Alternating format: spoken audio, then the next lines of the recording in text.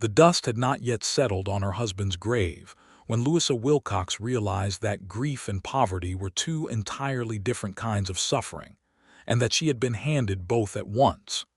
It was the spring of 1878, and the town of Caldwell, Kansas sat at the edge of the Kishom Trail like a comma in a sentence that nobody had finished writing yet. The cattle drives came through every season, dragging with them the smell of sweat and leather, and the loud, raucous energy of men who had been on the open range for months and wanted nothing more than whiskey and a warm meal. It was not a gentle town. It had never pretended to be. But Louisa had made it her home for 7 years, ever since she had married Thomas Wilcox and followed him west from Cincinnati with a trunk full of embroidered linens and a heart full of foolish optimism. Thomas had been a good man. She wanted to be clear about that in her own mind, especially now that he was gone. He had not been a rich man, nor a particularly ambitious one, but he had been steady and kind, and he had loved her in the quiet, dependable way of a man who meant every word he said even if he did not say many of them.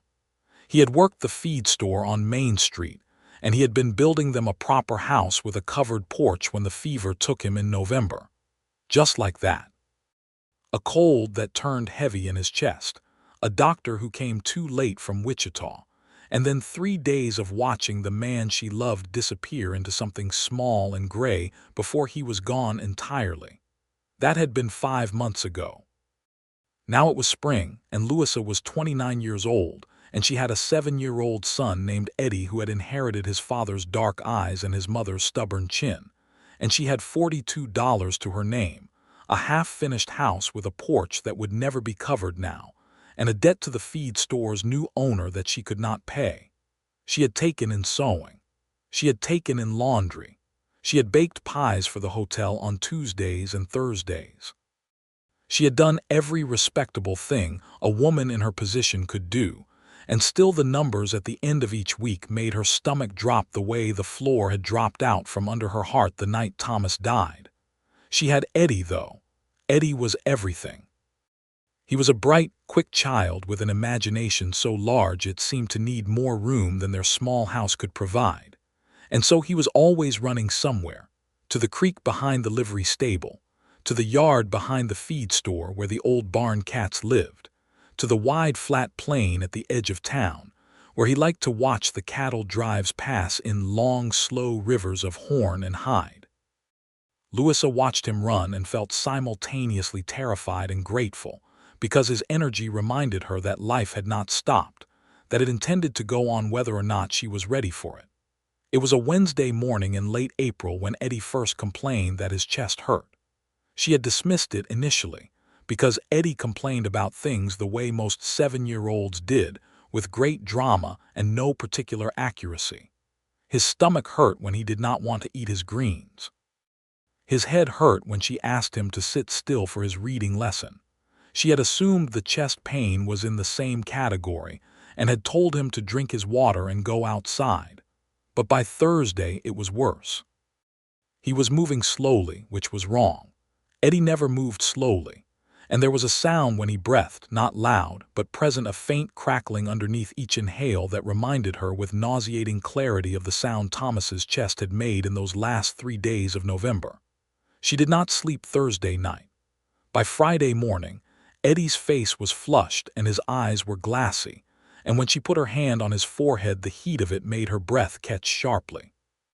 She bundled him in the quilt her mother had made and carried him down the stairs of their small house and into the bright spring morning of Caldwell's Main Street, and she walked directly to the barber shop, because in Caldwell in 1878 the barber was also the nearest thing to a doctor the town regularly had access to. Mr. Prout, the barber, was a heavy-set man with a red face and kind eyes who had pulled teeth and set bones and stitched up knife wounds with varying degrees of success over the years. He looked at Eddie for about 45 seconds, listened to his chest with an ear pressed flat against the boy's back, and then he straightened up and looked at Louisa with an expression she did not like. "Mrs. Wilcox," he said carefully, I can give you some camphor for his chest and some willow bark tea to bring the fever down, and those things may help. But what this boy needs is a proper physician, not a barber." "The nearest physician is in Wichita," Louisa said, keeping her voice very level because if she did not keep it level it was going to break entirely. "That's true," Prout said, "but there's a traveling doctor in town. Came through yesterday with the cattle drive. Doc Emery, they call him. He was set up outside the drovers in last I heard, tending to some of the cowboys who came in sick off the trail." Louisa did not waste another second. She thanked Prout, gave him a dime for the camphor, tucked it into her pocket, and carried Eddie back out into the morning. The Drovers Inn was on the south end of Main Street, a large two-story building that smelled of hay and tobacco even from the outside. The cattle drive that had come through the previous day had brought with it a small city's worth of activity, horses tied at every post, trail hands moving in and out of the saloon next door, the low bellowing of cattle in the holding pens beyond the stockyards. Louisa moved through all of it with her son in her arms, focused entirely on the building ahead. She found the traveling doctor in the side yard of the inn, where he had set up a kind of temporary examination space under a canvas awning stretched between two poles. He was a thin man in his late 50s with a white beard and spectacles, and the precise, unhurried movements of a man who had been doing this work for a very long time. There were two trail hands ahead of her, one with a wrapped wrist and one with a cough that sounded even worse than Eddie's. Louisa waited, standing in the morning sun with Eddie leaning heavy against her shoulder. He was too big for her to carry comfortably, but she could not bring herself to put him down. She stood and she waited and she watched the doctor work, and she counted the coins in her pocket with her free hand, not looking down, just feeling them. There were not many. She had $2.30. She did not know what the doctor charged. She knew what the doctor in Wichita had charged to come see Thomas, and it had been considerably more than $2.30. When it was finally their turn, the doctor, whose full name turned out to be Dr. Harold Emery, looked Eddie over with the same careful, thorough attention he had given every patient before them. He listened to the boy's chest for a long time. He pressed gently on his stomach. He looked in his throat and his eyes and his ears. He asked Eddie questions in a low, kind voice, and Eddie, despite his fever, answered them with the earnest precision of a child who had been raised to be honest. Finally, Dr. Emery straightened up and looked at Louisa over his spectacles. "Pneumonia," he said. "Early stage. Caught it early enough that it can be treated, which is the good news. He needs rest, steam treatments twice a day, a proper tincture of quinine and echinacea, and he needs to be kept warm and still for the better part of 2 weeks. The camphor will help with the congestion. Do you have camphor?" "I have it," Louisa said, touching her pocket. "Good." He began writing something on a small card. "I'll prepare the tincture for you. I have what I need in my kit." He handed her the card. "Instructions are on this. 2 doses a day, morning and evening with water." Louisa held the card and looked at it and then looked up at the doctor and made herself ask the question, because there was no one else to ask it. "What is your fee, Dr. Emery?" He did not look up immediately. He was already turning to his leather medical bag, rummaging for the components of the tincture. "My fee for a full examination and the prepared tincture is $3.50, he said. Louisa felt the words land in her chest like small stones. $3.50. She had $2.30. She breathed carefully through her nose and considered her options, which were limited and humiliating in the way that poverty always made things humiliating, and she said, "I have $2.30. I can bring you the remaining $1.20 by Monday. My name is Louisa Wilcox. I live on Birch Street, the house with the unfinished porch. I'm known in this town. You can ask anyone if I'm good for it." Dr. Emery finally turned around and looked at her, and she could see him calculating, not in a cruel way but in the careful way of a man who had been paid in chickens and promises more times than he could count and who had learned to read people. He opened his mouth, and then a voice came from behind her. "I'll cover it." Louisa turned around. The man standing behind her was tall, genuinely tall, the kind of tall that made her tip her head back slightly to see his face with broad shoulders, and a build that said he had spent years doing hard physical work rather than sitting behind a desk.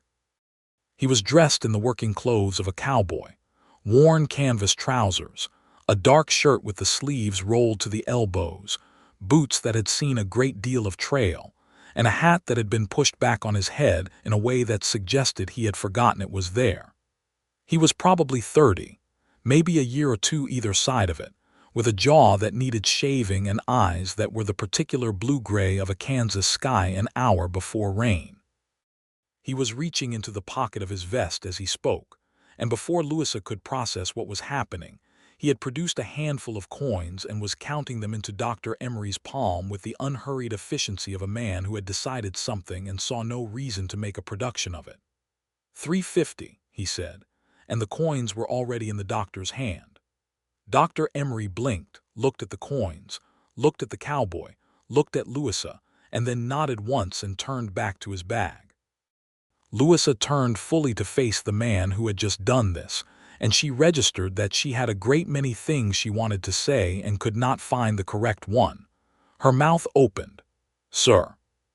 But he was already stepping back, his hat coming off his head in what was clearly a habitual gesture of courtesy, and he said, "Don't mind it, ma'am," in a voice that was low and unhurried, and carried the faint ghost of an Irish accent that had been mostly worn smooth by years on the American frontier. "But I do mind it," Louisa said, because she did. She minded it very much. Not in a bad way, but in the way of a woman who had been standing on her own 2 feet by sheer determination for 5 months, and was not entirely sure how to receive unexpected kindness without it undoing her entirely. "Your boy needs the medicine," the man said simply, as if that were the complete and sufficient explanation for everything. And before she could draw another breath to respond, he had settled his hat back on his head, given her a small, brief nod, and walked around the corner of the Drovers Inn and out of her sight. Louisa stood very still for a moment with Eddie in her arms and Dr.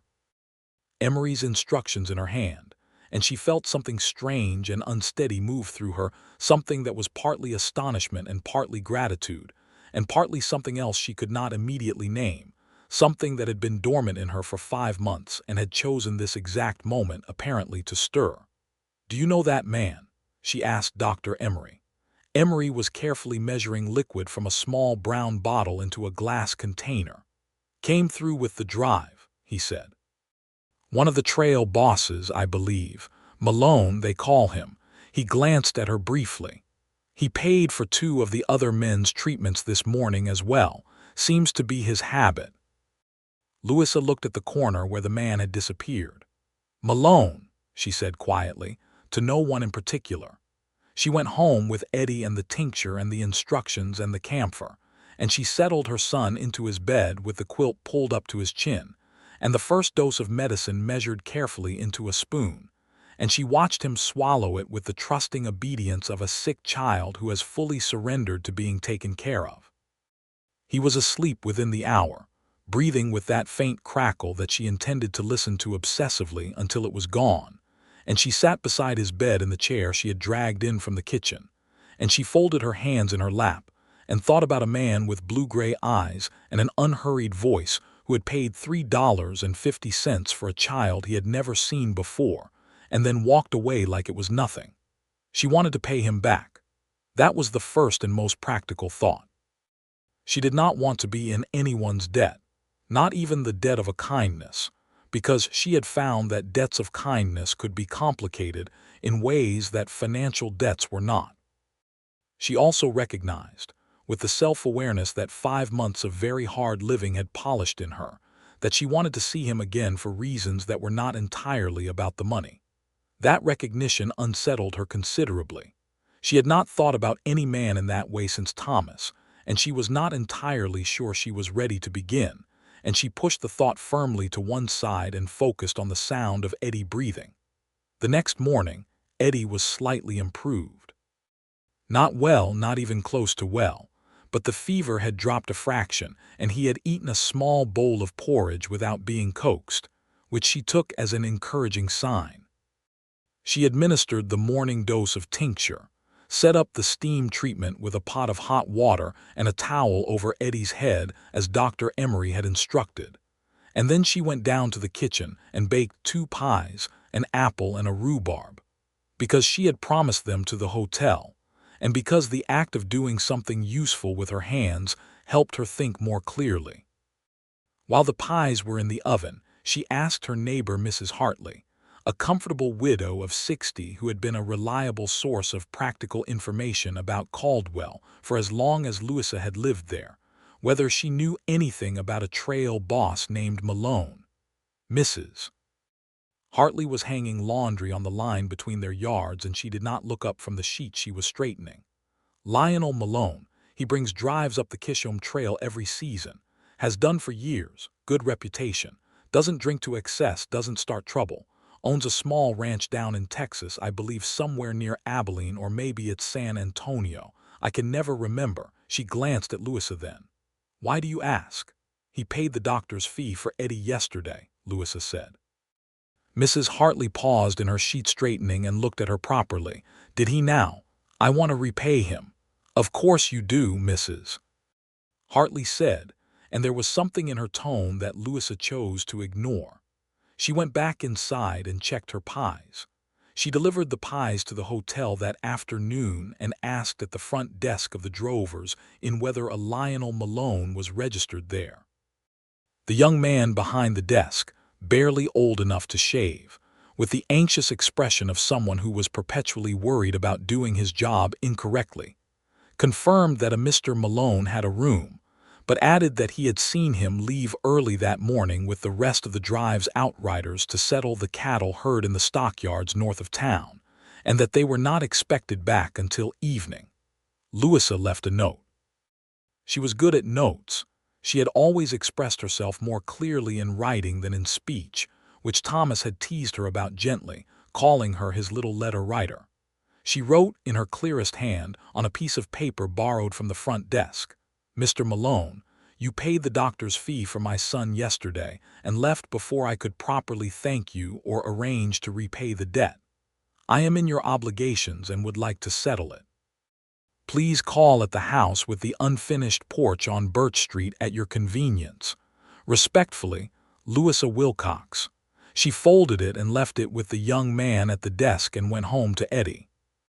The knock came the following evening, Saturday, just as the sun was beginning to go down, and the western sky over the flat Kansas plain was turning the particular shade of burnished copper that always made Louisa feel the landscape was showing off. She had been sitting on the front step with her mending. Eddie was upstairs, sleeping again, which was what sick children did and which she had made her peace with, and she heard the creak of the front gate and looked up to see Lionel Malone coming up the path with his hat in his hands. He looked different out of the morning's activity, without the backdrop of the cattle drive's noise and dust. He was still tall. She had not invented that. He moved with a kind of deliberate ease, each step considered without being slow, that she associated with men who had spent years on horseback and had learned to conserve energy without sacrificing effectiveness. He had shaved since yesterday, which made him look slightly younger, and he was wearing a clean shirt, dark blue, which suggested he had made some small effort, and she found that detail touching in a way she was not prepared for. Mrs. Wilcox, he said, stopping at the appropriate distance. I got your note. Mr. Malone, she said, standing up with her mending in her hands. Thank you for coming. Please sit down. She gestured at the step she had just vacated, and at the other side of it, the universal Caldwell gesture of hospitality for when one did not have a covered porch with chairs on it. He sat, and she sat beside him at a proper distance, and the evening air was warm and smelled of prairie grass and wood smoke. How's your boy? He asked.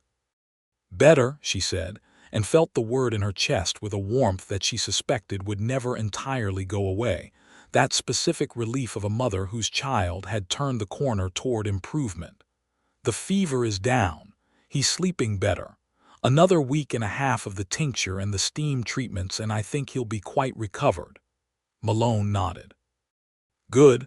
I owe you $1.20, Louisa said, which was the amount she had not been able to cover because she was a precise woman and she had thought about it carefully.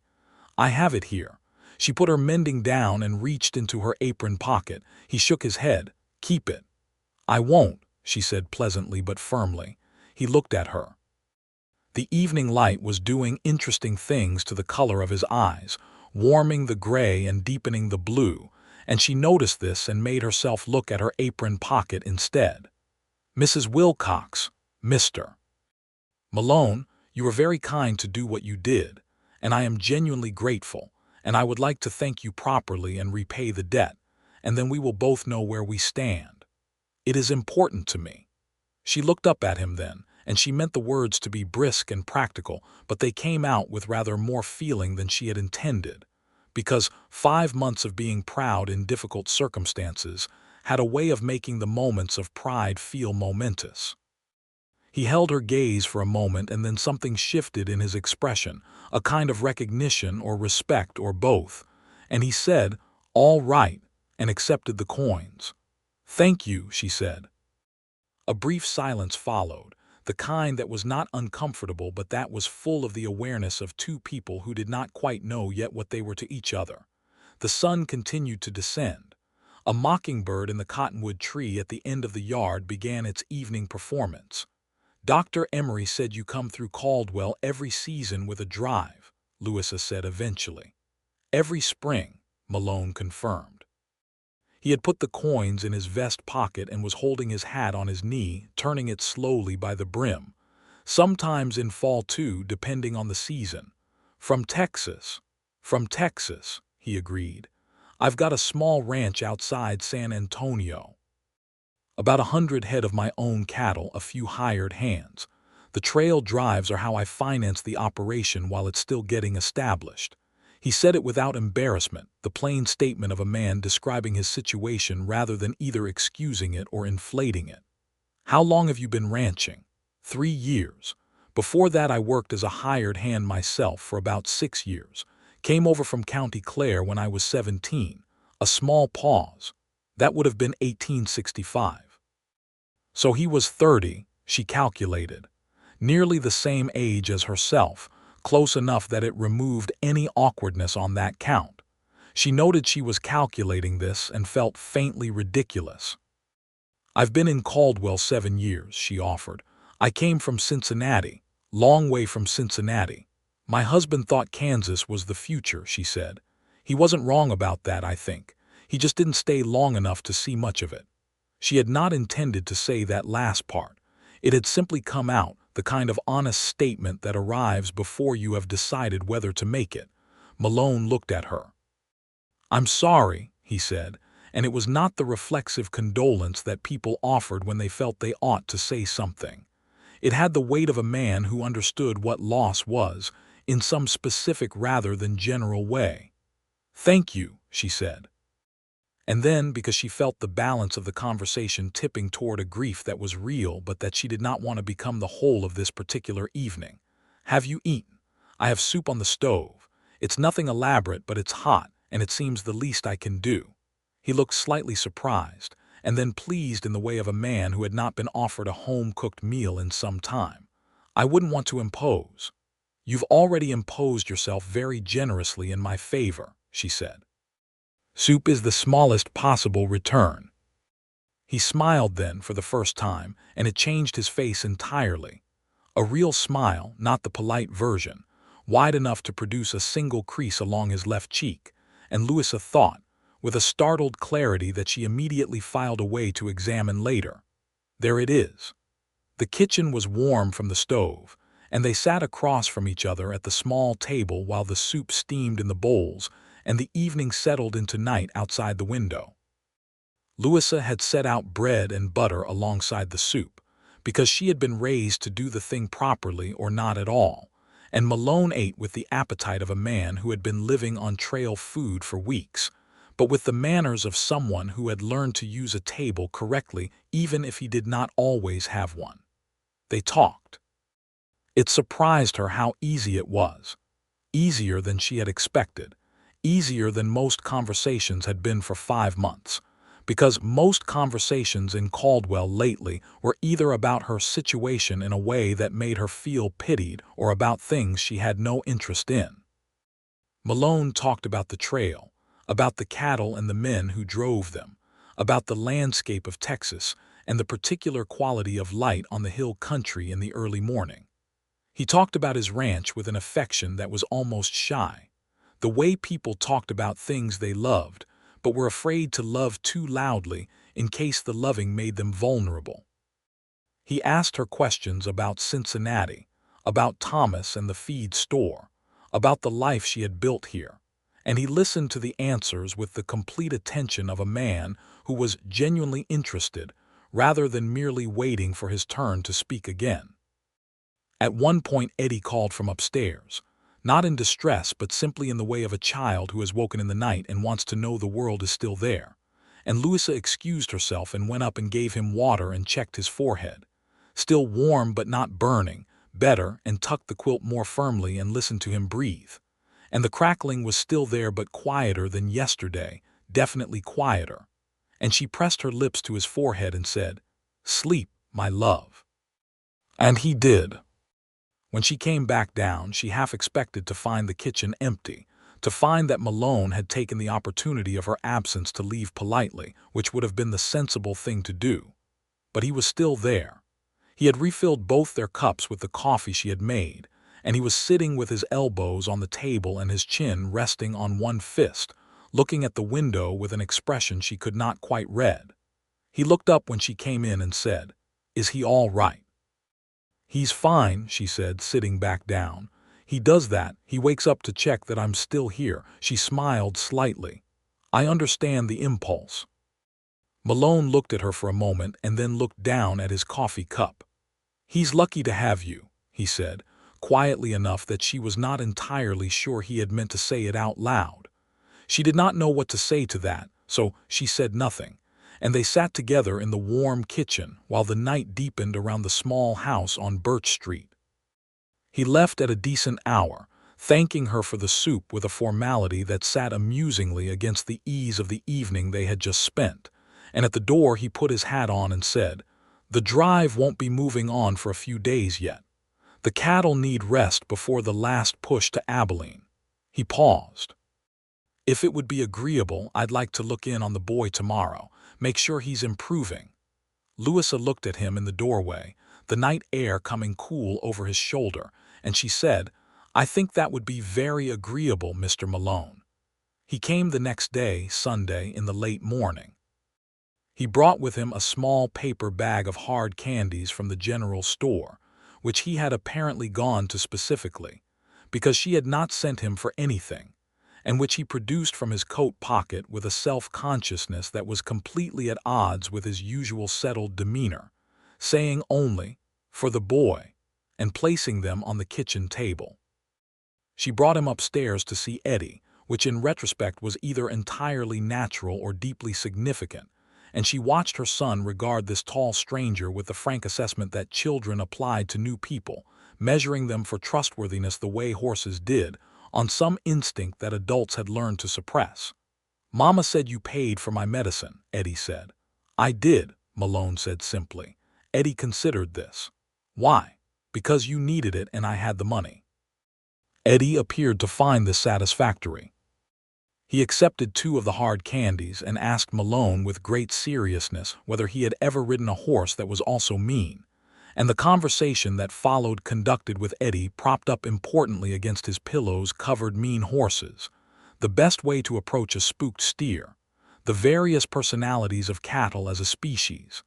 They had more than people gave them credit for, Malone said, which Eddie found fascinating, and the distance from Caldwell to Texas, which Eddie wanted to calculate in days of riding. Louisa sat in her chair by the window and listened, and felt something she had no suitable word for. Something that was made of relief and warmth, and the specific sweetness of watching her child be happy and well cared for. And underneath all of that, quieter and more careful, something that was beginning to feel very much like the first careful tendrils of something she had not thought she would feel again. Malone came back Monday. He came under the pretext of checking on Eddie, which was a pretext they were both aware of but which neither of them addressed directly, because sometimes pretexts are the kind thing. He stayed for lunch. He helped her carry water from the pump at the end of the street, because the barrel at the side of the house needed filling, and it was a two-person job. While they worked, passing the bucket back and forth, walking the short distance to the pump and back, they talked with the easy rhythm of people who had already crossed the first awkward threshold of acquaintance, and were now simply enjoying being in each other's company. She learned that he had a younger sister back in County Clare who wrote him letters twice a year, and whose handwriting was so poor that he had to read each letter twice to be sure he had understood it correctly. She learned that he did not particularly like whiskey, but kept a bottle of it for medical purposes and offering to guests. She learned that he had a gray horse named Francis, after his grandfather, which was the most Irish thing she had ever heard. She learned that he could cook exactly 3 things: beans, cornbread, and a kind of stew that he described as either very good or very bad depending on what he had available, and that he had been eating one of the 3 for most of the past 6 years. She told him things in return. She told him about the pies she made for the hotel, and about the sewing she took in, and about the book she had been reading to Eddie in the evenings, a battered copy of Robinson Crusoe that Thomas had bought at a market in Cincinnati before they left. She told him about the house, about Thomas's plan for the porch, the way he had drawn it on a piece of paper, and described it to her in such detail that she could still see it exactly, the bench on the left side, the flower boxes along the railing. She had not talked about Thomas's porch to anyone before. She was not sure why she talked about it now, except that it felt safe to, somehow. Malone listened to the porch story with full attention. Then he was quiet for a moment and he said, "The lumber would be the main cost. You've got the frame already up, haven't you? I saw it when I came yesterday." "It's been sitting there since November," Louisa said. He nodded slowly, looking at the piece of paper she had found for him, Thomas's original drawing which she had produced without quite knowing why. He held it carefully, looking at it for a long time, and then he said, "I've got 3 days before the drive moves on. I've done carpentry work. It's how I earned money when I first came over." Louisa looked at him. "Mr. Malone, Lionel," he said. It was the first time he had offered his given name, and he said it with a slightly careful air, watching her to see how it landed. "Lionel," she said, and the word fit in her mouth in a way that felt entirely natural, which was either reassuring or alarming. She had not decided. "You have already been more than generous." "It would give me something to do," he said.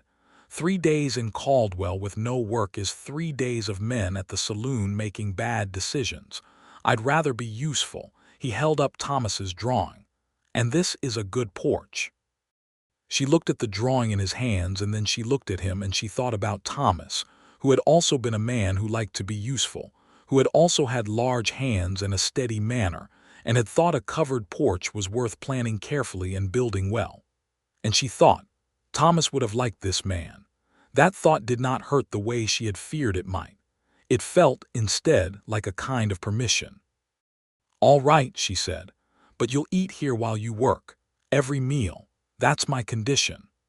"That's a very favorable condition," Lionel Malone said, and there was that smile again, the real one with the crease in his left cheek, and Louisa looked at it for only a second before looking away at the water barrel, which had apparently developed a great deal of her attention. He started on the porch the next morning and worked with a focused, quiet competence that Louisa found herself watching from the kitchen window more often than was strictly necessary. He had brought lumber from the yard on the east side of town, negotiated the price himself, carried it himself, and arrived at 7 in the morning with his sleeves already rolled up and a length of rope over one shoulder for reasons that became clear when he began measuring and securing the frame with a precision that made clear he had not been exaggerating about his carpentry experience. Eddie was well enough by Tuesday to sit on the front step and watch, still wrapped in his quilt, but with his color much improved, and his eyes bright, and his voice restored to its normal volume, which Louisa took as an excellent sign because Eddie at reduced volume was unnatural in a way that made her uneasy. He watched Malone work with an expression of deep reverence and occasionally offered suggestions that Malone received with complete seriousness, thanking Eddie for his input and then either incorporating it, when it happened to be sensible, or explaining why a different approach would be better, in terms that Eddie could understand. Louisa watched them from the kitchen and the step and the yard as she went about her own work, and she felt the thing inside her that had been cautiously stirring for days growing steadily less cautious. It was not a convenient feeling. She was fully aware of that. He was a trail driver. He came through Caldwell once a year and was otherwise based 3 days' ride south of San Antonio, which was a great deal of distance. She was a widow with a small son, a half-furnished house, and a limited income that relied on sewing and pie baking. These were not the ingredients for simplicity. But she had stopped expecting simplicity somewhere around the first week of December, and feelings, she had learned, were considerably less accommodating of practicality than she would have preferred. On Tuesday evening they sat on the half-finished porch, which was already solid and level and beginning to look exactly as Thomas had drawn it, and she brought out coffee and a slice of the custard pie she had made for the hotel's Tuesday order and kept one for herself. Eddie had gone to sleep early, worn out by a full day of watching and advising, and the evening was soft and warm, and the cottonwood tree was producing its strange spring snowfall of white seeds that drifted through the air like something dreamed. Louisa told Malone about the injustice of Thomas's death in a way she had not told anyone, not even Mrs. Hartley. Not the fact of it, but the circumstances around it. The way the doctor in Wichita had been expensive and slow. The way the nearest hospital was 40 miles away. The way Thomas had died of something that might have been treated if the resources had been available, if they had lived in Cincinnati still, if the frontier had been equipped with the things people needed to survive it. She said it quietly and without bitterness, because she had already burned through the bitterness, and what was left was something cleaner and more honest. "This country asks a lot," she said, looking at the cottonwood seeds drifting past. "It takes a great deal from the people who come here to build it." "It does," Malone said. He was very still beside her in the way he had of being still when something mattered to him. "I've watched men work themselves to death building something that the banks or the weather could take overnight. Good men, men with families." He paused. "It's not fair." "No," she agreed. "It's not." They sat with that acknowledgement between them, giving it the weight it deserved rather than rushing past it to something more comfortable, and Louisa felt a deep, steady gratitude for a man who did not try to make unfair things sound better than they were. "But you've kept it," he said after a while. "All of it. The house, the business you've built, your son. You've kept all of it yourself. I haven't had much choice." "That's not entirely true," he said, and there was something careful in his voice, like a man approaching something he is not sure he has the right to approach. "You could have gone back to Cincinnati to family." "My parents are gone," she said. "My sister is in Cincinnati, but her husband doesn't. It's complicated. And besides," she looked at the unfinished porch that was being finished and felt something very hard to articulate. "This is my home. Thomas and I built it. Eddie was born here. I'm not leaving it." Lionel looked at her for a long moment in the evening light. Then he said, very quietly, "No. I don't imagine you would." It was the third evening when things shifted definitively, in the way that things that have been building gradually finally reach a point where they must either move forward or be honestly addressed. Eddie had been declared by his own assessment fully recovered, though Louisa insisted on one more week of tincture and restricted activity. The porch was largely complete, the floorboards laid, the railing going up, and the framework for the flower boxes on the left side, exactly as Thomas had drawn them, already in place. Malone had spent the day finishing the railings, and the porch was now something solid and real and beautiful in a plain, functional way that made Louisa's throat tighten when she looked at it. She had made a proper dinner roast chicken that she had purchased specifically for this, a luxury she did not regularly afford herself, with potatoes and green beans from the first of the kitchen garden's spring output. They had eaten together, all three of them, at the kitchen table with the lamp turned up, and the evening coming through the open window, and Eddie had talked through the entire meal about a plan he had devised involving the barn cats behind the feed store that Lionel appeared to be listening to with genuine engagement. And afterward, Eddie had been persuaded to bed at a reasonable hour by the promise of another story from Robinson Crusoe, which Louisa read to him with perhaps more dispatch than usual. When she came back downstairs, Lionel was standing at the kitchen door that opened onto the new porch, looking at it. She stood in the kitchen doorway and looked at him looking at it, and neither of them spoke for a moment. "It's exactly right," she said finally. "It's exactly what he planned." Lionel turned around. The lamp was behind her and the porch was dim beyond him, and there were a great many things in his expression that she had been watching accumulate over the past 4 days and that she now recognized clearly. "Louisa," he said, and the use of her given name without the preceding Mrs. was not an accident. "Yes," she said, equally precisely. He crossed the kitchen in a few steps and stopped close enough that she could see the exact color of his eyes and the small scar on his chin that she had noticed on the first day and had never asked about.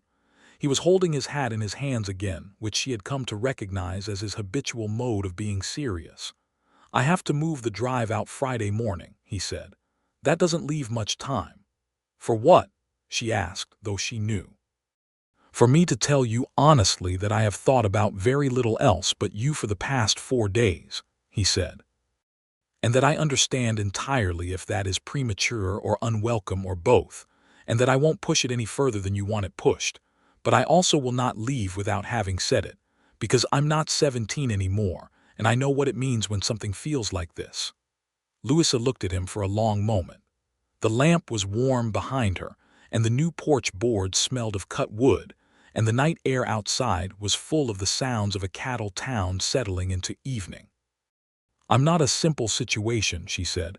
"I have a son, I have a house I won't leave, I have a life that is not entirely set up for anything uncertain." "I know that," he said, "and you're based in Texas."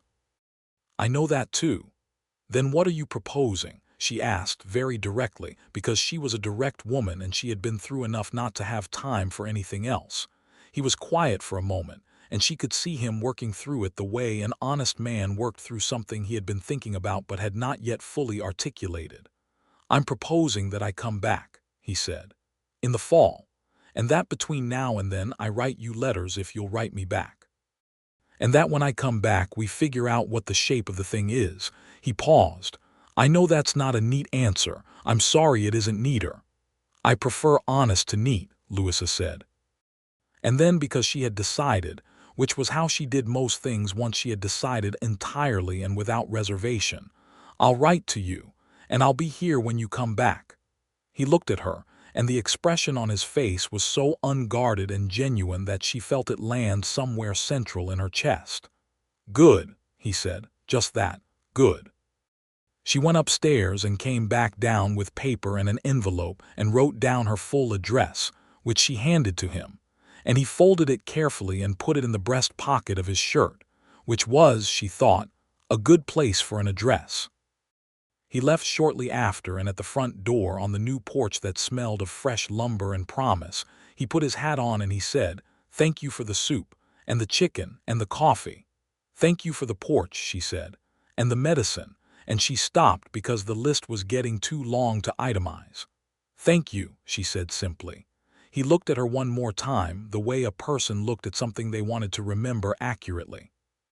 Then he went down the porch steps and up the path and through the gate and disappeared into the Caldwell night, and Louisa stood on her new porch and listened to the mockingbird and the distant sound of the cattle pens and the warm prairie darkness, and she felt, for the first time in 5 months, that the future was a thing she was actually interested in.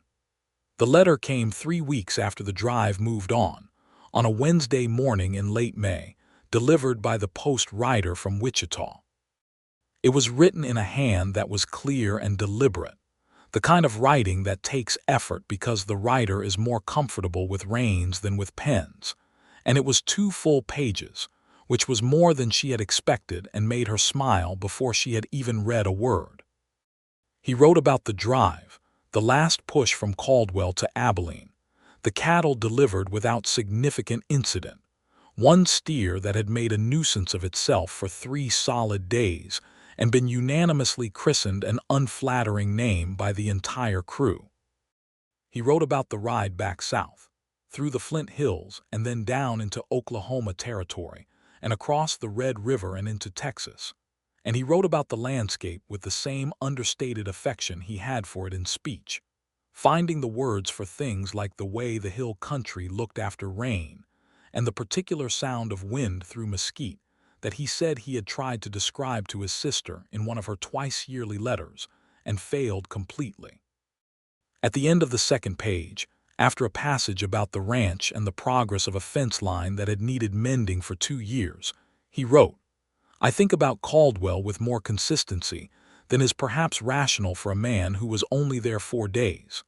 I think about the coffee and the chicken and the new porch boards and an argument with a 7-year-old about the structural capacity of barn cats. I hope Eddie is fully recovered."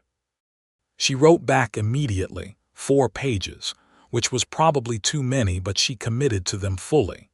She told him about Eddie's complete recovery, verified by a return visit from Dr. Emery, who had come through again the following week. She told him about the hotel's new custard pie order that had doubled her Tuesday income. She told him about the flower boxes on the porch, which she had planted with pansies and sweet alyssum. She told him about a book she had found at the general store, a collection of poems by Walt Whitman, which she had been reading in the evenings after Eddie went to sleep, and she copied out one of the shorter poems in full because she felt like it, and she had already decided to be honest with this man. The letters continued through June and July and into August.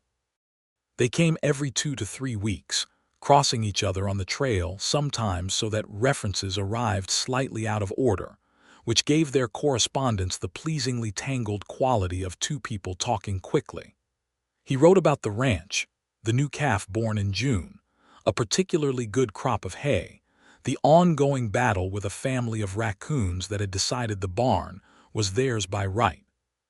She wrote about Caldwell, the summer heat, the busy season as the cattle drives came through, the way she had started teaching Eddie his letters in the evenings, and he had unexpectedly turned out to be a natural reader, which made her disproportionately proud. In July he wrote, "I find myself planning things differently than I used to.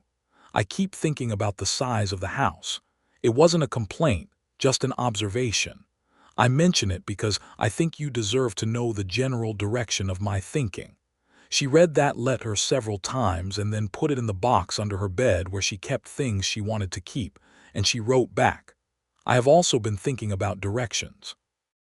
I'll leave it at that for now, and we can discuss it properly when you come back in the fall. Please come in September if you can. September is a beautiful month here." He arrived on the 14th of September, 1878, on a crisp blue afternoon that smelled of harvest and turned grass. He came on Francis the gray horse, and he came alone, without a drive, which meant he had ridden the 3 days from San Antonio specifically to see her rather than in the context of any other business, a fact she noted and found deeply significant. She had known he was coming, he had written ahead, and she had made the house as good as it could be, which was fairly good, because she was a woman who took pride in her domestic competence the same way she took pride in everything else. The porch had its flower boxes in full late summer bloom. She had made the apple pie. Eddie was wearing his better shirt and had been told firmly that he was to be on his best behavior, which he had agreed to with the cooperative seriousness of a child who had been told something important was happening and had elected to take it seriously. Malone came through the gate with his hat off and the September light on his face. And when he saw Louisa on the porch, he stopped for just a moment, as if he needed to verify that the thing he had been imagining was accurately represented by the reality. Then he came up the path and up the porch steps and he said, "Hello, Louisa." "Hello, Lionel," she said. And then Eddie burst through the front door at a volume that was entirely incompatible with his promised best behavior, and began telling Malone about the barn cat situation with great urgency. And Malone laughed, a full genuine laugh that Louisa had not heard from him before but which was completely satisfying, and the afternoon began. He stayed for 4 days, because he had taken the time away from the ranch specifically, and saw no reason to make it shorter than it needed to be. They walked. They talked. They sat on the new porch in the evenings and drank coffee and watched the prairie dark come in, and found that everything they had said in letters was still true in person and had, if anything, deepened. The ease between them was no longer a surprise, but it was still a pleasure. The ease of two people who had done the work of knowing each other and arrived at something solid. On the second evening, after Eddie was in bed and the porch was lit only by the light coming through the kitchen window and the broad white scatter of stars over the Kansas plain, Lionel said, "I want to ask you something." "I imagined you might," Louisa said. He turned to look at her. He was sitting beside her on the porch bench that he had built into the design because the drawing had called for it, and they were close enough that she could see his face clearly in the faint light, the serious set of his jaw, the careful way he was holding himself. "I know the practical difficulties are real," he said. "You have a life here that matters to you. Eddie has a home here. I have a ranch in Texas that I can't walk away from. These are real things." He paused. "But I also know what I want, and what I want is to find a way to build something with you. If you want that too." Louisa looked at him. The night was enormous and quiet around them, and inside the house behind them was her son and the smell of apple pie and the worn copy of Robinson Crusoe on the kitchen shelf, and out ahead of them was everything that might happen next. "What would that look like?" she asked. "Practically speaking." "I think I could make the ranch work from here," he said. "Or rather, there are men who manage it. The foundation is solid enough now that it doesn't need me physically present every day. I could spend most of the year here in Caldwell, drive in the spring, come back." He said it slowly, working it out as he said it, which she appreciated because it meant he was being honest rather than presenting a plan he had perfected to sound more appealing. "It would take some adjustment, but I think it's the right adjustment to make." "And what would building something look like?" she asked. She was being precise intentionally because she needed to know what he meant and she was not going to pretend she didn't. He held her gaze. "It would look like a marriage," he said, "if you'd have it." "Not immediately. I'm not asking you to decide tonight. But that's the direction I'm pointing in." Louisa sat for a moment with the word marriage, which was a large word and a word that meant the most enormous kind of trust, and she was someone who had already given that trust and had it honored and then had it lost, and so she knew what it was. She turned it over carefully in her mind, not running from it but examining it honestly, and on the other side of the examination she found something that felt right in the way very few things in the past 5 months had felt right. "I don't need to wait," she said. "I know what I think." Lionel went very still. "I think," Louisa said, "that you are the kind of man who finishes porches and pays doctors and listens to small boys talk about barn cats with complete seriousness. And I think that I have been falling in love with you since a Saturday evening in April when you walked up my front path with your hat in your hands and a clean shirt on. And I think that a marriage with you sounds like exactly the right shape for the future." She said it clearly and completely and without apology, which was the only way she knew how to say important things. He looked at her for a moment that seemed to last considerably longer than it probably was, and then he leaned forward and kissed her, gently and deliberately, and with the same quality of care he brought to everything. And it was the first time anyone had kissed her in a very long time, and it was nothing like the end of something. It was entirely, unmistakably, the beginning. "I love you," he said against her cheek very quietly. "I know," she said. "I've been reading between your lines for 4 months." He laughed, that full laugh again, and pulled back enough to see her face, and the expression on his was so clearly happy that it made her chest ache. "I'll need to go back to San Antonio in October," he said, "to put proper arrangements in place for the ranch. It'll take a few weeks." "I'll be here," she said. "I'll write you." "You'll write me 4 pages," he said. "At least," she confirmed. They told Eddie the next morning over breakfast because Louisa believed that children deserved honest information and that the sooner the better. She sat him down with his porridge and said, "Eddie, Mr. Malone and I have something to tell you." Eddie looked at each of them in turn with his father's dark eyes and his mother's sharp perception, and he said, with the pragmatic directness of a 7-year-old, "Are you getting married?" Louisa blinked. "Did you eavesdrop?" "No," Eddie said. "I just thought you probably would. Can I be in it? The wedding. I think I should be in it." Lionel pressed his lips together briefly in the effort of not laughing. "I think that's entirely your mother's decision." "Of course you'll be in it," Louisa said. "All right," Eddie said, and returned to his porridge with the satisfied air of a child whose arrangements have been confirmed. Lionel left on the 4th morning for the ride back to San Antonio, and Louisa stood on the porch and watched him go. And this time the watching was different from the watching in April, because this time she was not watching him disappear. She was watching him go on an errand with a return date. The letters continued through September and October. They were different now, fuller and less careful. The letters of 2 people who had said the most important thing and could now say everything else without the cautious undercurrent of uncertainty. He wrote about putting the ranch management arrangements in place. He had a good man, a Mexican vaquero named Rodrigo who had been with him for 2 years, who knew the land and the cattle, and who was more than capable of running the operation day to day. He wrote about selling the small house he had been living in at the edge of San Antonio, because he would not need it if he was living in Caldwell. She wrote about her plans for the house. The room at the back that she had been using for storage could be a proper bedroom. The kitchen needed a better stove. She had been saving money for the stove for a year and had almost enough.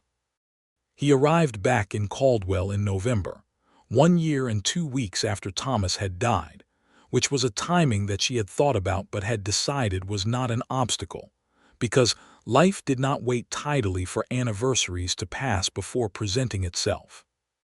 He arrived with 2 horses, Francis, and a new black mare he had bought in Wichita, which he had already named Margaret, after his mother, and a trunk that contained everything he owned, which was not very many things, and an envelope in his breast pocket that he produced on the evening of his arrival and set on the kitchen table between them. It was a marriage license form obtainable from the county courthouse which he had stopped for in Wichita. He put it on the table and looked at her. "If you're still of the same mind," he said. "I'm still of the same mind," she said. "Are you?" "Louisa," he said. "I've been of the same mind since April." They were married at the Caldwell courthouse on the 22nd of November, 1878, in a simple ceremony with Eddie as the official witness. A role he took with tremendous seriousness, signing his name to the document in the careful, newly mastered handwriting of a child who has recently discovered the power of his own literacy, and Mrs. Hartley, who cried in the uncomplicated way of a woman who cries at happy things and makes no apology for it. The justice of the peace, a practical man named Howard who had married approximately 90 couples in this courthouse, looked at them over his reading glasses and said the words that changed the architecture of their lives, and Louisa said her part in a clear, steady voice that did not shake at all, and Lionel said his in the low, unhurried voice she had loved from the first evening. And when it was done, he held her hand as they signed the register and did not let go of it for the rest of the afternoon. They had dinner at the hotel, all 4 of them, because Mrs. Hartley refused to be excluded, and Louisa would not have excluded her for the world, and Eddie ate an extraordinary amount of roast beef and fell asleep in his chair before the dessert arrived, and Lionel carried him home over one shoulder while Louisa unlocked the front door, and when the boy was safely in his bed and the house was quiet, the newly married Louisa and Lionel Malone sat together on the November porch in their coats with coffee, looking at the wide Kansas dark. "Well," Lionel said. "Well," Louisa agreed. "Good day," he said. "Very good day," she said. He put his arm around her shoulders and she leaned into him, and the night was cold and clear and brilliant with stars, and absolutely, completely, and fully theirs. The winter that followed was the first winter in a year that Louisa did not feel the cold in her bones as a kind of loneliness. Lionel settled into the house on Birch Street with the same thoroughness with which he did everything. He did not simply arrive in it, he became part of it, learning its particular rhythms and requirements the way he learned terrain, by paying attention. He understood quickly which floorboard creaked and would wake Eddie, which window stuck in cold weather and needed to be coaxed, that the stove burned best with ash wood on the bottom and pine on top. He fixed the fence post that had been leaning since October. He replaced the kitchen pump handle that had been difficult all year. He also worked. He had hired on part-time at the livery stable on East Street, tending horses, which was a natural fit, and he took on occasional day work from the ranches east of town when it was available. He was not a man who could be idle, not unhappily, not with any complaint about it, simply as a matter of constitution, and watching him apply himself to the daily business of their shared life gave Louisa a satisfaction that she recognized as deep and uncomplicated. Eddie adored him. It happened gradually, the way these things happen when they happened honestly, building not in dramatic moments but in the accumulation of ordinary ones. The evenings when Lionel helped with the reading lessons, producing a bottomless patience for the same word repeated incorrectly 7 times in a row. The Saturday mornings when he took Eddie to the livery stable and let him brush the horses. The evenings when the 3 of them sat in the kitchen after dinner and played card games that Eddie inevitably tried to cheat at and at which Lionel pretended, with magnificent performance, not to notice. In the spring of 1879, the first full season of their marriage, Louisa told Lionel that she was expecting a child. It was early morning before Eddie was up, and she told him at the kitchen table over coffee, because she had decided that the kitchen table was where the important things in this house were said. She watched his face as she said it, and what she saw there, the quiet, full amazement of a man who had not expected this level of fortune, and was receiving it with the humility of someone who knew what it was worth, made her want to cry, not from sadness, but from the specific joy of being witnessed by someone who truly understood what things meant. He reached across the table and took her hand and held it without saying anything for a long moment, and then he said, "Are you feeling well?" "Very well," she said. "A little tired in the mornings." "You'll tell me what you need," he said. "I will," she said. "And you'll stop doing that worried thing with your jaw." "What worried thing?" "The thing you're doing right now," she said, and he laughed and the worried thing went away. It was a boy. Born in November of 1879, the same month as their first anniversary, which Louisa thought was a very satisfying kind of symmetry. She named him Thomas James Malone Thomas for his grandfather, James for Lionel's father, whose name she had learned from the County Clare letters, and he arrived into the world on a cold, clear evening with an indignation that suggested he found the whole experience rude, an opinion he revised fairly quickly once he had been wrapped warmly and handed to his father. Lionel held his son for the first time with the focused, reverent care of a large man holding something very small and very precious, and he looked at him for a long time without speaking, and Louisa, exhausted and aching and happier than she had words for, watched him from the bed. "Hello, Thomas," Lionel said to the baby very quietly. She felt the name in her heart, the old grief and the new love occupying the same space, not canceling each other out but existing together in the way that things that are true simply existed. She had not been sure when she chose the name whether it would be too much. It was not too much. It was exactly right. Thomas Wilcox had been a good man, and his name belonged in this family, and Lionel Malone, who had been told the name and received it with only warmth, was the kind of man who understood that. Eddie, aged 8.5 and having been primed for the arrival of a sibling by weeks of enthusiastic preparation, appeared in the doorway of the bedroom with Mrs. Hartley behind him and looked at the baby in his stepfather's arms with an expression of critical assessment. "He's quite small," Eddie said. "You were quite small too," Louisa told him. "I don't remember that," Eddie said, as if this were the baby's failing rather than his own. "You'll grow to like him," Lionel said without looking up from the baby. "I like him now," Eddie said, slightly offended. "I just said he was small, that's true." "Come meet him," Louisa said. And Eddie came forward with the careful importance of an older brother taking up his position in the hierarchy of the family, and he looked at Thomas James Malone with those dark eyes that were still entirely his father's, and something shifted in his face, something that was older than 8.5. Something that was already protective and already proprietary and already complete. "Hello, Thomas," he said, exactly as Lionel had. Mrs. Hartley, who had been crying quietly in the doorway since approximately the moment they named the baby, made no effort whatsoever to stop. The years that followed were full ones. Caldwell grew.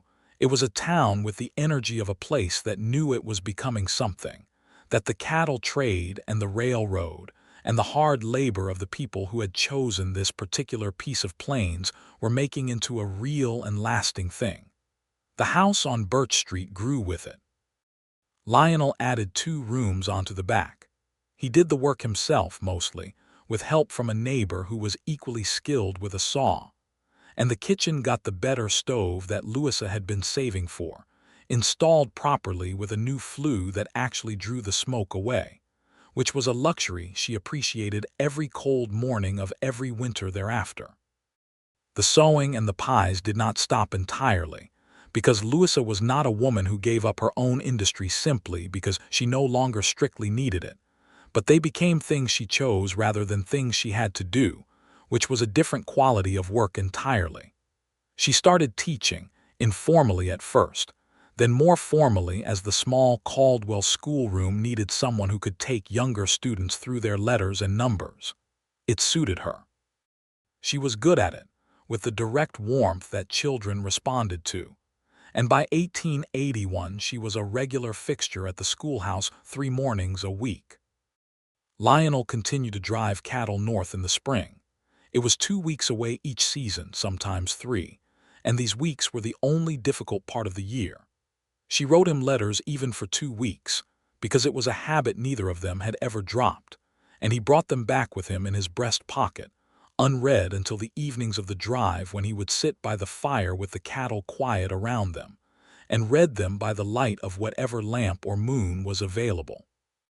He told her this once in a letter, describing the scene, and she had kept that letter in the box under the bed with the others. In the fall of 1881, there was another child.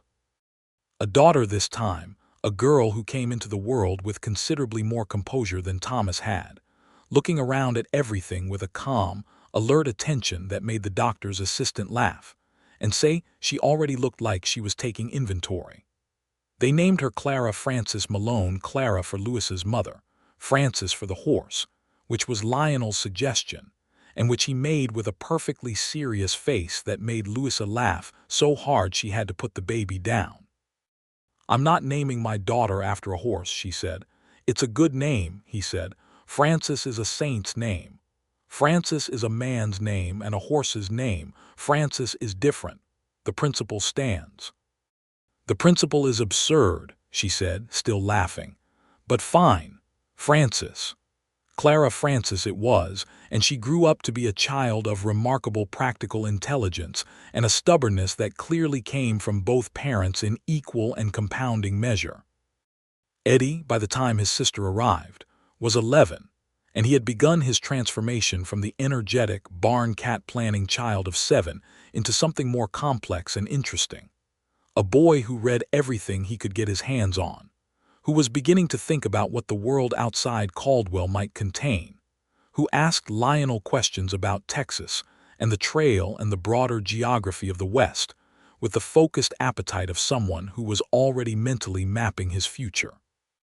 Lionel answered all of these questions with the honest completeness they deserved. He did not romanticize the trail. He talked about its hardships as well as its scope, about the men who were broken by it as well as those who were built by it. He talked about what the cattle drives were doing to the plains, the way the land was changing, the way the buffalo herds were nearly gone, and what that meant for the people who had depended on them for generations, for the Comanche and the Kiowa, and the other peoples of the southern plains, whose entire way of life was being destroyed by the same westward push that had built Caldwell and the Kishom Trail, and everything the Malone family had made. "It isn't simple," Lionel told Eddie once, when the boy was about 13 and was asking questions that were growing more sophisticated. "What we've built here, what your father built before me, what your mother built, it's real and it matters. But it came at a cost that wasn't ours to pay. The people who were here before paid it. That's not a comfortable thing to know, but it's true, and you should know true things even when they're not comfortable."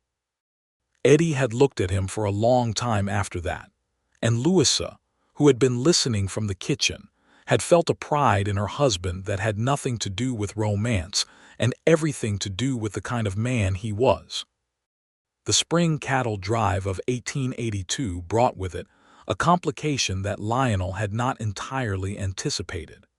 He came home from the drive later than expected 5 days later, which was long enough for Louisa to move from routine concern to something more specific, pacing the porch at evening and finding she could not settle to her book or her sewing or anything else.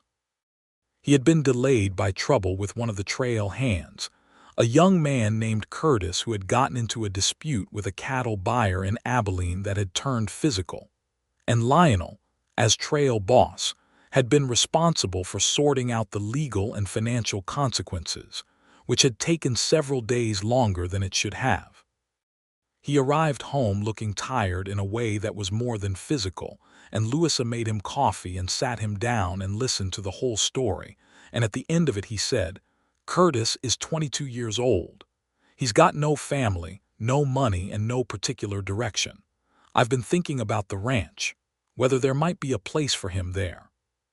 Louisa looked at her husband, who had paid a doctor's fee for a child he didn't know and built a porch for a widow's house and driven 3 days on horseback to see her when he didn't need to, and she thought, "Of course you have. Write to Rodrigo," she said. "Ask him if they can use another hand." Lionel looked at her. "You were going to suggest exactly that," she said. "I was going to ask you first," he said. "You already knew what I would say."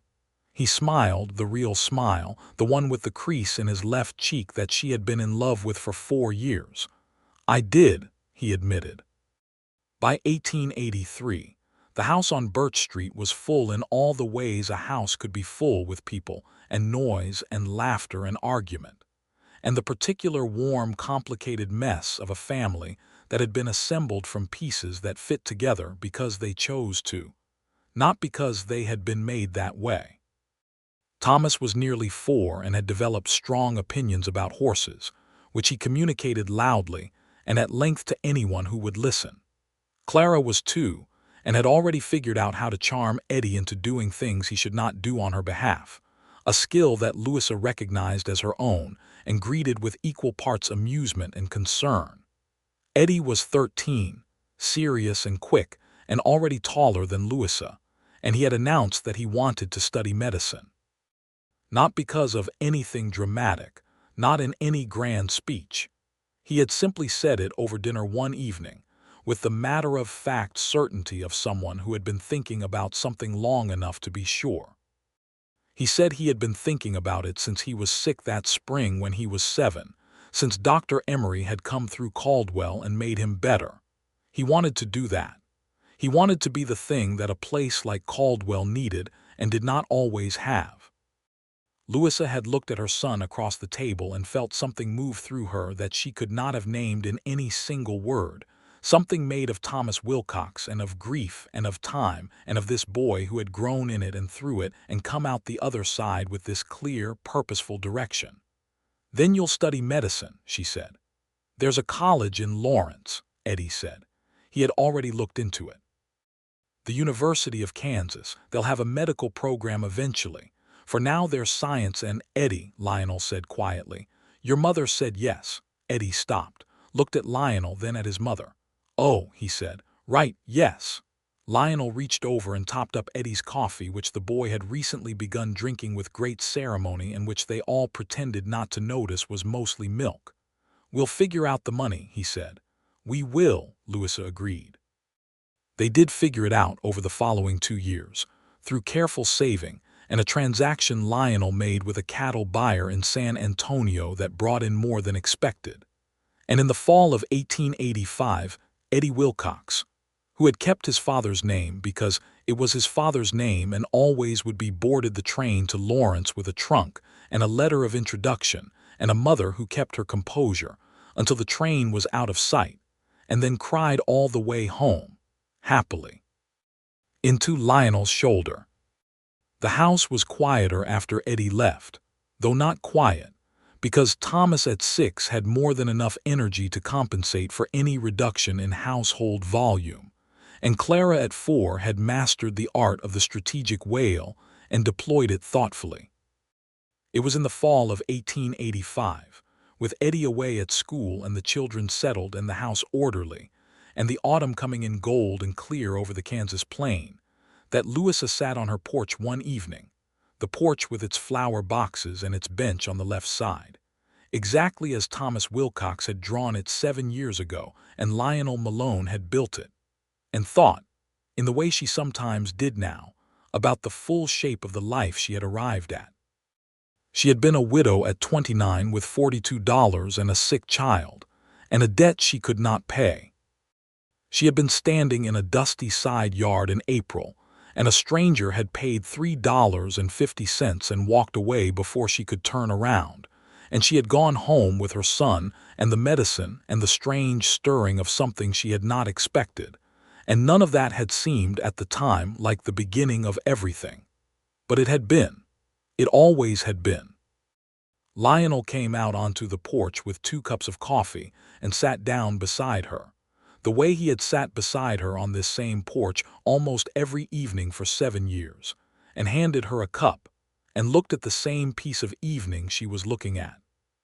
He had a few threads of gray at his temples now, very few, and there was more weathering around his eyes from years of outdoor work, and she found, predictably, that she loved this older version of his face at least as much as the one she had first turned around to see in that dusty yard in 1878. "What are you thinking?" he asked. "I'm thinking about how improbable everything is," she said. "Is that a good thing or a bad thing?" "It's a very good thing," she said. He looked at her and she looked at him, and the evening came in around them gold and clear and complete, and the mockingbird in the cottonwood started its performance, and from inside the house Thomas could be heard announcing something to Clara with great authority, and Clara responding with the dismissiveness of a very small person who had already figured out she was nobody's subordinate. "I got a letter from Rodrigo today," Lionel said. "The ranch had a good season, better than good. He thinks if we wanted to expand the herd by 20 head next spring, the pasture would support it. Do you want to?" "I think I do," he said. He was quiet for a moment.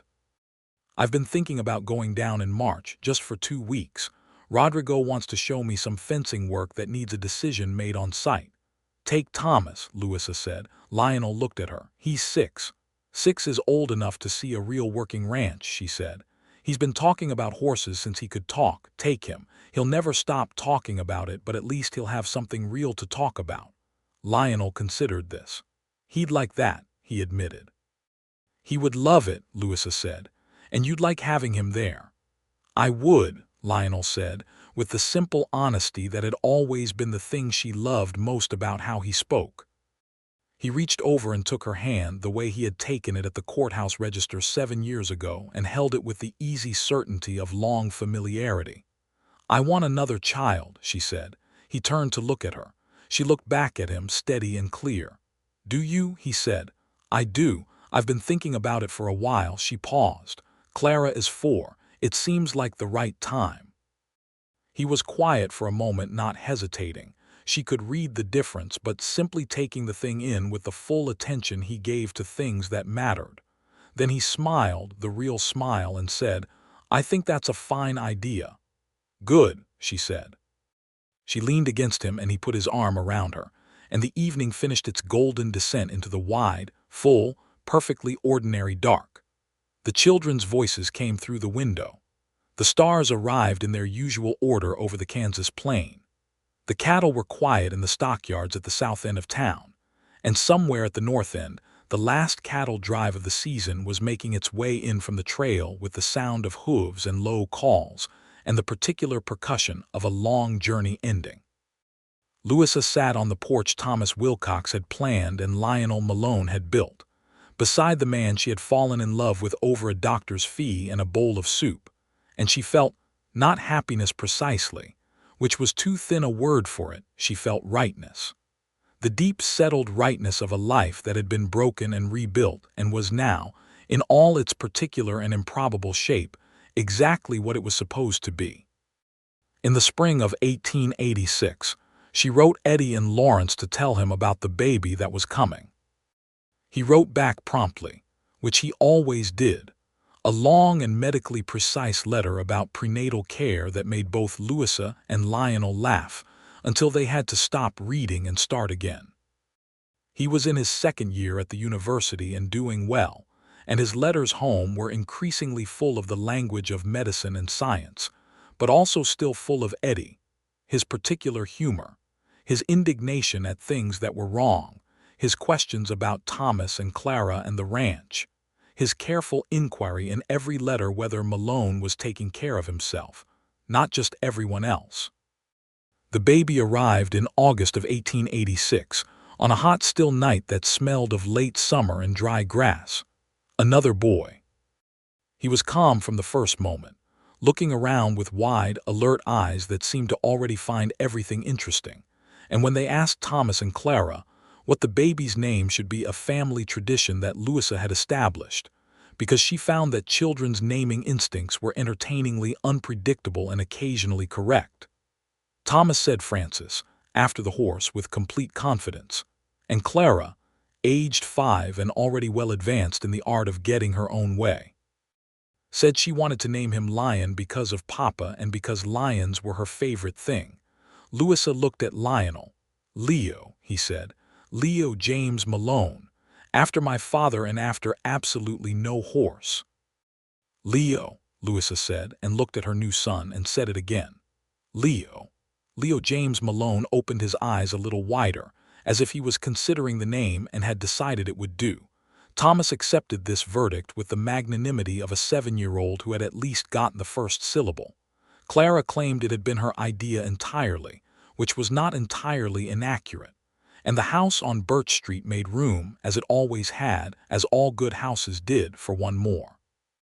The years settled into themselves the way years did when life was right, not without difficulty, because life without difficulty was not a real thing, and Louisa had never expected it to be. There were hard winters and lean seasons, and the persistent small injustices of frontier life. And there was the ongoing ache of the world outside Caldwell, the news that came through of the Apache campaigns in the Southwest, of the continued displacement of the Plains peoples, of the violence that the expansion of civilization so frequently required of those who had not asked to be in its path. Lionel talked about these things with his children as they grew, and Louisa taught them in the schoolroom and in the kitchen, and they raised children who understood that the world owed something to the people it had taken from, even if the mechanisms of that debt were not yet clear.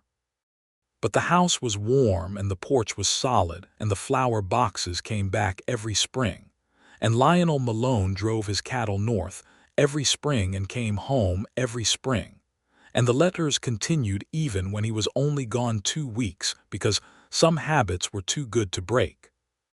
Eddie came home from Lawrence in the summer of 1889, 21 years old and a full physician, or nearly one. He had 1 year of practical training remaining and had arranged to do it in Wichita, which was close enough for regular visits. He came home taller than Louisa had expected, which she had not expected to feel like an event but did, and he sat at the kitchen table that had hosted so many important conversations, and he looked around at the house he had grown up in and at Lionel and at his mother and at his siblings, Thomas at 9 and Clara at 7 and Leo at 3, and he said, "I'm going to set up a practice in Caldwell." Louisa looked at him. "There are towns all over Kansas that still don't have proper doctors," he said. "Not just a barber with a medicine kit, proper physicians. Caldwell is big enough that it can sustain a practice." And he paused, and something in his expression was young suddenly, the 7-year-old under the 21-year-old looking at his mother. "This is home." Louisa felt her throat tighten the way it had done on the platform in Lawrence 4 years ago, but differently, the reverse of that feeling, the coming back instead of the going away. "Yes," she said, "it is." Lionel reached across the table and clasped Eddie's shoulder, the way he had done since the boy was 8.5 and had required a steady hand on a restless afternoon. "Good," he said, and that was the word always that meant the most in this family. Not eloquent or elaborate, just true. Good. In the September of 1889, in the 41st year of Louisa Wilcox Malone's life, and the 11th year of her marriage to Lionel, she sat on the porch of the house on Birch Street on a Sunday afternoon with her husband and 4 children, Eddie visiting from Wichita with a medical bag that he was already carrying everywhere. Thomas at 9, conducting some kind of fence inspection with Francis the gray horse, who was old now and gentle. Clara reading in the chair at the end of the porch with a book she had taken from Louisa's shelf without asking, and Leo, 3 and energetically destructive, being contained by Lionel's arm around him while he made a sustained effort to liberate himself and investigate the flower boxes. The afternoon was golden and warm in the particular way of late Kansas summer, the light coming flat and amber across the plain and turning everything it touched the color of something remembered. The cottonwood tree was turning at its edges, the first yellow beginning in the leaves, and the mockingbird was conducting its usual performance, and somewhere at the south end of Main Street a cattle drive was coming in, the low percussion of hooves and the call of cowboys carrying on the afternoon air. Louisa looked at all of it, and at all of them, and she thought, here it is. This is the shape of it. She thought about a morning in April of 1878 when she had carried a sick child through the noise of a cattle town to find a traveling doctor, and a stranger had appeared behind her and placed coins in the doctor's palm and walked away before she could even draw breath to respond. And she had turned around to look after him, and he had already been around the corner, already gone. She thought about following that particular thread, from the dusty side yard to the note on the hotel desk, to the soup and the coffee and the new porch boards and the letters and the courthouse and the kitchen table and all the evenings and all the mornings, and all the ordinary, irreplaceable days that had been threaded on that first improbable moment like beads on a string. She thought, a man paid $3.50 for a child he didn't know, and left before I could turn around and look. Just look at all of this. Lionel, who had been watching her, said quietly, "What is it?" She looked at him, at the man who had walked around the corner of the Drovers Inn in April of 1878, and had not, it turned out, walked away at all, but had simply taken a roundabout route to here, to this porch, to this particular afternoon. The man who had finished the porch Thomas Wilcox had planned. The man who had raised Eddie as carefully and honestly as anyone could have.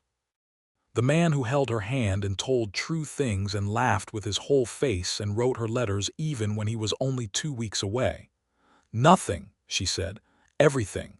She smiled at him. "Come here." He leaned toward her and she kissed him on the cheek, simple and complete, the way people kissed when they were absolutely certain. And Leah used the moment of inattention to escape and plunge both hands into the nearest flower box. And Thomas came back from the fence with a report on Francis's health that he delivered with full professional gravity. And Clara said without looking up from her book that Leo had dirt everywhere, which was accurate. And Eddie looked up from the porch railing where he had been reading a medical journal and grinned at his mother with his father's dark eyes and his own bright future. The day continued. The light moved. The cotton tree sighed in the late afternoon wind. The cattle drive came in from the trail and settled into the stockyards with the familiar sound of an arrival, of something that had been traveling finally reaching where it was going. And on the porch of the house on Birch Street in Caldwell, Kansas, in the September of 1889, everything was resolved and complete and absolutely, permanently, and joyfully at home.